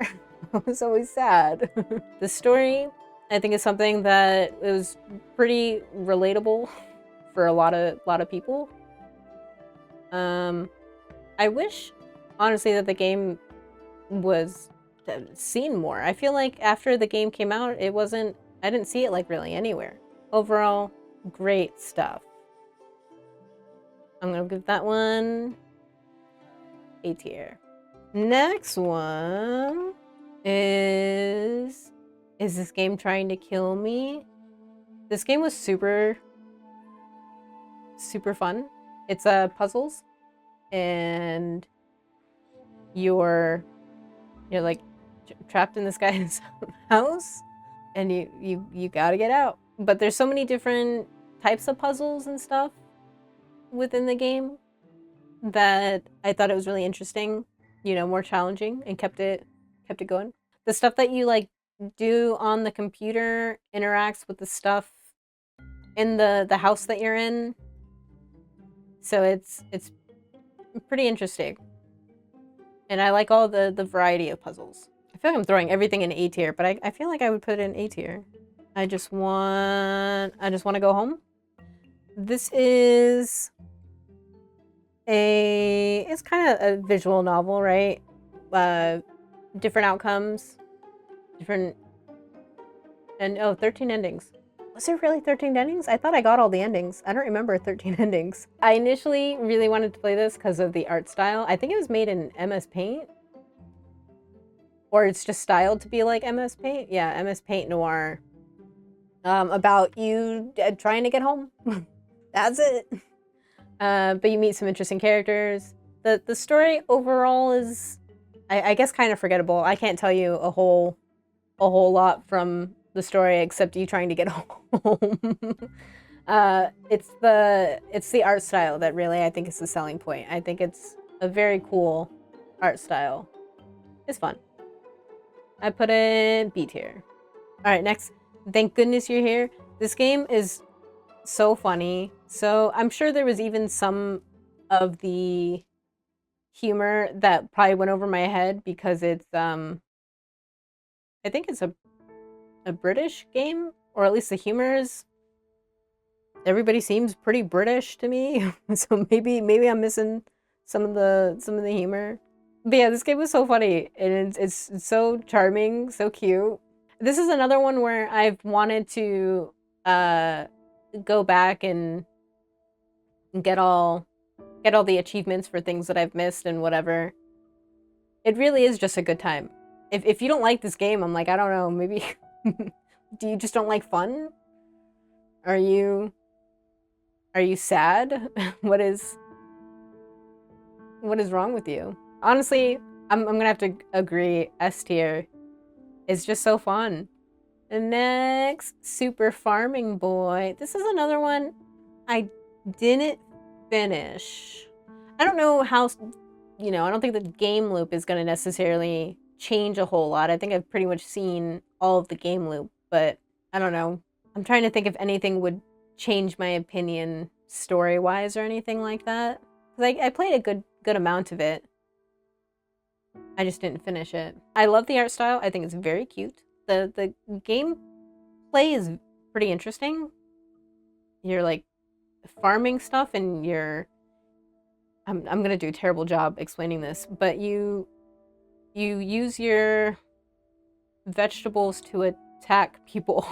And it's interesting. It definitely gets more challenging as you continue because you go into different seasons and the fruits and vegetables act differently. I do wanna eventually finish this one. I don't know why I get, you know, time goes on and I forget that I was playing it and we end up playing so many other games. But the whole story is you're trying to like get your friends and your mom back as you're growing fruits and vegetables through the seasons. And honestly, I don't know why it's in early access because to me it felt like a finished, polished game. I did enjoy it. Like I said, I didn't finish the story, but I feel like I can give it a rating despite that. I know I haven't done that for some of the other games, but even though this one has a narrative, I feel like the narrative is a little not less important, but it's not like this isn't just a narrative game. A lot of it is like what you're doing here, fighting people, right? Whereas like Outer Wilds, that's like all story, right? So and I'm gonna say B tier because I did enjoy it and it's cute. All right, next, Viscera cleanup detail, but specifically the Christmas one because I haven't actually played any of the main main story here. What is it called? Santa's Rampage. So like I've talked about earlier, I played Crime Scene Cleaner before I ever played Viscera Cleanup, and it's just a more polished version of this. So I think Crime Scene Cleaner is a little better, but this game was so funny. It was much funnier than I thought it was going to be.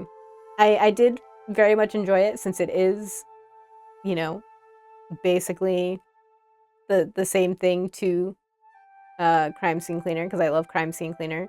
This one doesn't, and this could be my own fault, but doesn't give like a ton of instructions. So I did have difficulty like cleaning the mop and getting rid of stuff, but it was so wacky. I love that you could die. I did not expect that. I loved all the notes from all the kids. I love that in this world, Krampus is your brother. Santa's brother, not your brother. It was fun. I'd give it B tier. Then we have Winterboro. This game is so adorable. It's one of the cutest games I think I've played. Maybe not ever, but recently. You know, I was thinking about that too, ranking it with or without the map. I think it would be only fair to include the rating with the map now. And I did play it with the map, even if it was just for that very short time.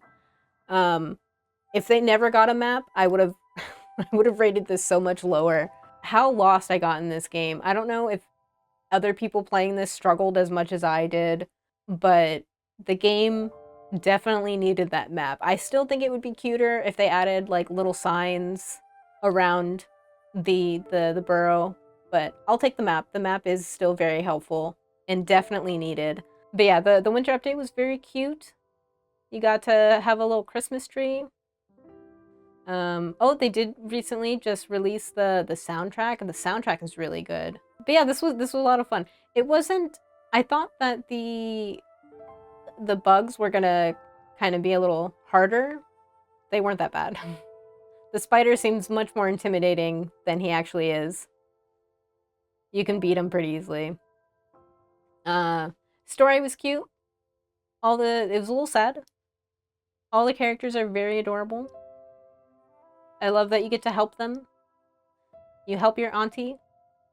The game does kind of just end abruptly, which was a little weird. I felt like there should have been a little more at the ending, but it was fine. Still good. I'm gonna say A tier.